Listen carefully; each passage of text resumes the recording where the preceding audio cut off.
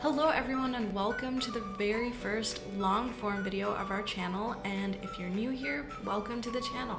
As you can tell from the title, this video essentially serves as a summary of our experience with owning a dog that has been diagnosed with hip dysplasia, as well as our experience of going through his total hip replacement. This video is going to be the first in a series of videos that I'm going to be putting out, and this particular one serves as just a summary or an overview of our experience.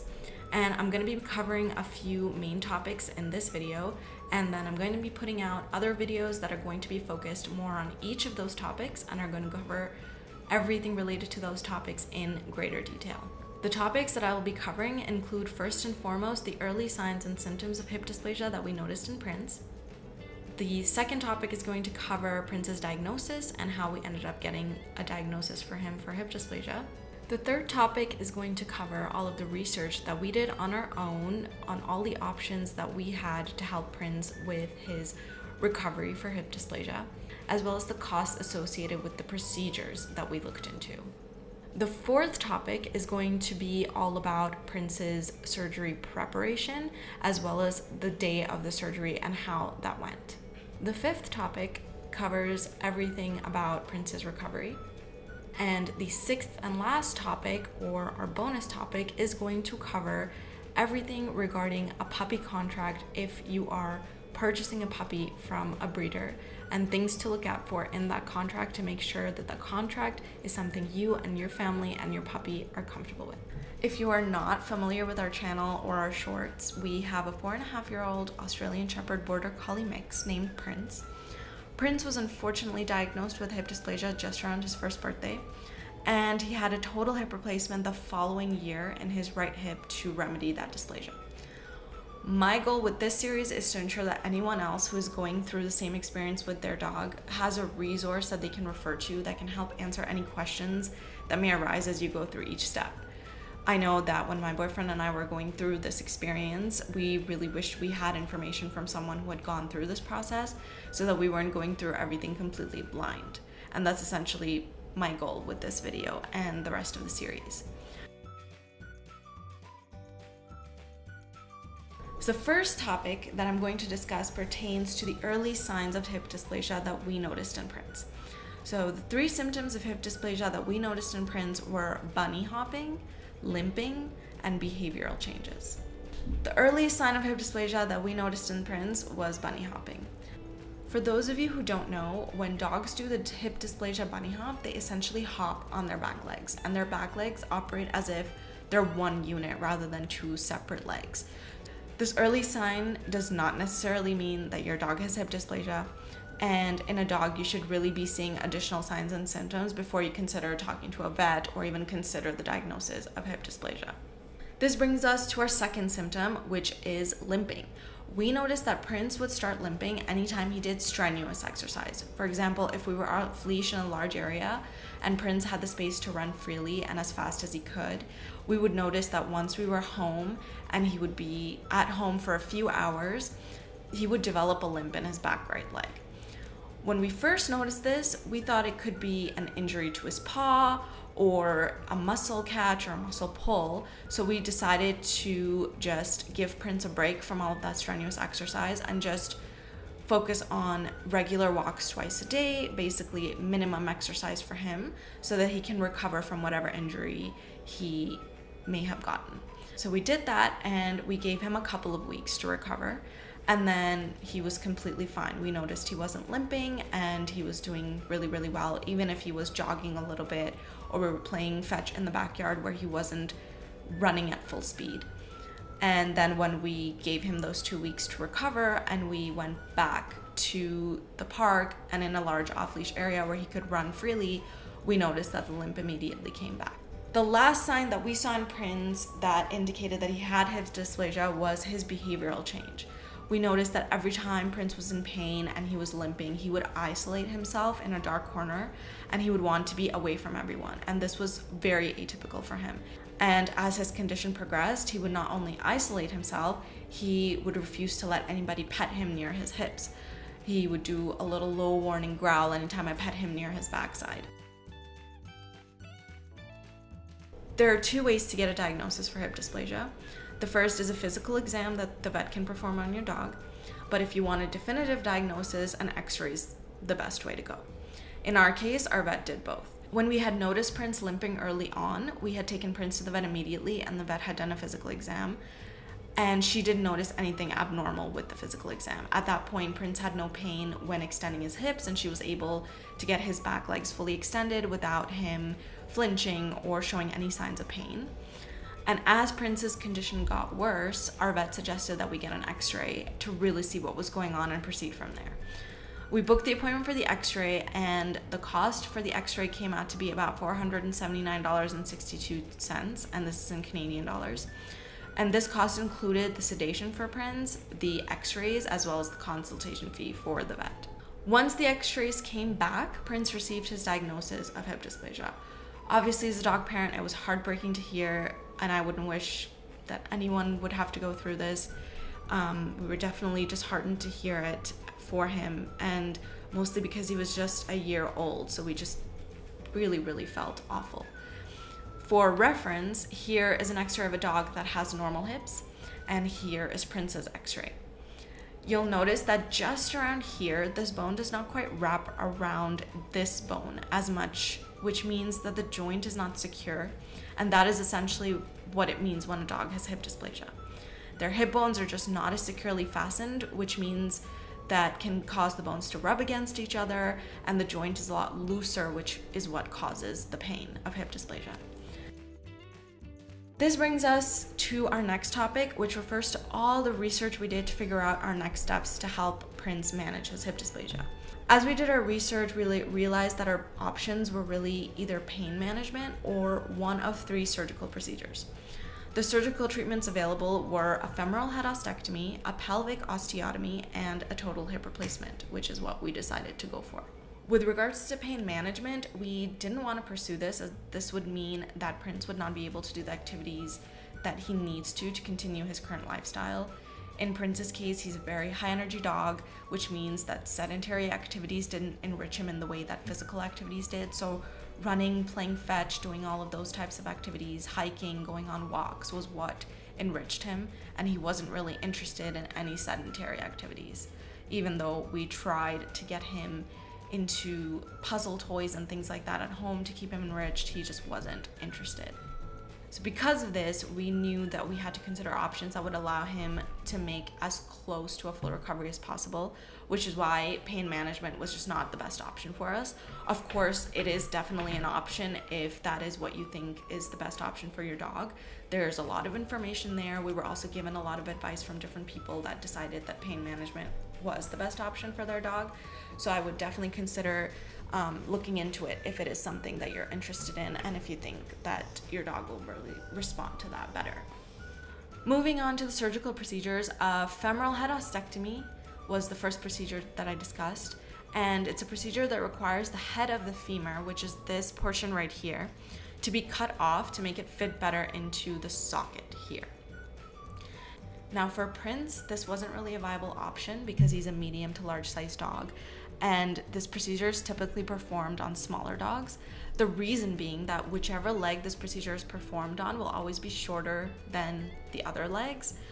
And because we wanted to make sure that Prince had a near full recovery, this procedure didn't allow that, so we didn't consider it. The cost for this procedure was about $8,000, $7,000 to $8,000 Canadian dollars, just for reference. Another procedure to remedy hip dysplasia is a pelvic osteotomy. This is a great procedure, but Prince was not a candidate for this procedure because it's typically done in much younger dogs that are around 10 months of age or less. And Prince was already a year old by the time he got diagnosed, so that was just not an option. The cost of this procedure is estimated to be around 5,000 Canadian dollars for both hips, so it's a lot more affordable if it's something that is an option for you. The last possible procedure was the one we chose to go with, and that was the total hip replacement. And as you can guess, it basically replaces that hip joint with a prosthetic metal joint, like you can see here. Because this prosthetic joint is essentially perfect, it would allow Prince to have a full or near full recovery. If we consider all the costs from diagnosis to recovery, this cost us around 12,000 Canadian dollars for one hip. The next topic I'm going to cover will be the preparation that we did for Prince's surgery and what happened on Prince's surgery day. The preparation was essentially what made me nervous and I was very in the dark about. I didn't know what to expect with Prince's recovery, and so I didn't really know what to do to prepare for it. And that's why I'm going to be spending a lot of time discussing this topic and the next topic of Prince's recovery, so that you have all the information that I wish I had before Prince's surgery, so that you can be more prepared. Most of the information that I found online of what you can do to prepare your home for your dog to recover in was that you should get a rug if you don't already have carpet floors, and a recovery pen for your dog to recover in. So I ended up getting a rug because we have vinyl floors, which are slippery, and you definitely don't want your dog recovering on any slippery flooring, so that they're not slipping and falling and essentially knocking out that implant by accident. And I also ended up getting a nice soft dog bed for him to be more comfortable and a lot more relaxed in the pen when he was in there. I also made sure to get all of this stuff a month in advance of the surgery so that I could train Prince and spend time with him in the pen to make sure that he was actually comfortable in there. He hasn't been crate trained before, and he wasn't used to being confined to a space like a recovery pen before, so I wanted to make sure that he was comfortable in there. And basically that was all that was required from us to prepare at least the house for the surgery. At last, surgery day came up and it required very little involvement on our part. All we had to do was drop Prince off and basically pick him up the following morning. Of course, it was an anxiety-filled day, but I really tried to reel all of that in to make sure that Prince was calm, cool, and collected. We were told that he would be in surgery within a half an hour of us dropping him off. Once the surgery was complete and everything went well, we would get a call from the surgeon to debrief us, and that is thankfully exactly what happened. There were no complications with the surgery and it went as well as it could have. He did need to be monitored overnight, and that was because they needed to make sure that in those first 24 hours he didn't do anything to knock that implant out. So he wasn't home with us right after the surgery. He spent the night in the hospital, and there were 2 vet techs that were spending the whole remaining day after the surgery with him and the rest of the night. And he was completely sedated and sleeping, but they did an amazing job keeping us updated with text messages on how he was doing. They also sent us a few pictures of him. Now, if this is something that's important to you, I would definitely talk to the surgeon and his team about it beforehand to make sure that they are updating you if that's what you need, because it definitely made us feel a lot better when we received the updates and the texts and the pictures. Though he was just sleeping and he was completely sedated, we found a lot of comfort in knowing that he was being looked after and cared for well. The next morning when we went to pick Prince up, one of the members on the surgeon's team went through Prince's entire recovery plan with us. This is where they let us know that he was not allowed to go on walks until about 3 weeks after his surgery, except for bathroom breaks. When he did need to walk, we had to assist him with a sling that they provided us with. Anytime he had to go up or down the stairs, he needed to be supervised, and we needed to use the sling and a leash to make sure that he didn't fall by accident or slip or anything like that. After we went through his recovery briefing, the surgeon brought Prince out and he was walking. This was a surprise to me because for some reason I thought that we would get him and he would be sedated. He was obviously limping and he was quite confused. He was definitely excited to see us, but still very confused because he had just woken up from the sedation. And so we lifted him up, put him in the car, and we started the car ride home. The next topic I'm going to delve into is going to be Prince's recovery. To be completely honest, his recovery was quite tough for a few reasons. First and foremost, Prince actually recovered a lot quicker than we expected in terms of his energy level. Second, we had a really tough time giving him his medication. He gave us a lot of trouble taking his medications. And third, he had so many other smaller conditions pop up during his recovery that were completely unrelated to his hip dysplasia and frankly could have been avoided had I just been more informed and prepared. All in all, Prince's recovery was tough on us, but he did really well. I'm going to give a little trigger warning for the next portion because I'm going to put up a video where he's whining in pain. So if that's something you don't want to see, I would just skip the next couple of seconds. You're okay, bud. You're okay, Prince.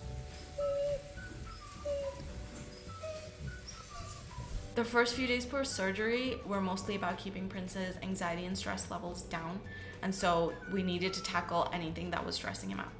So firstly, whoever the dog is more attached to needs to be more available to the dog during the recovery process. Second, because Prince has certain spots in the house that he likes to spend time resting, he was really anxious to spend his time in those spots. Now, because we had vinyl flooring, we didn't want to give him free reign of the house and let him go to those spots alone. So we did end up kind of opening up the house to let him go in those spots, but we made sure that we were always watching him so that anytime he wanted to get up or move around, we were there and helping him. Third, we gave him a lot of attention and love.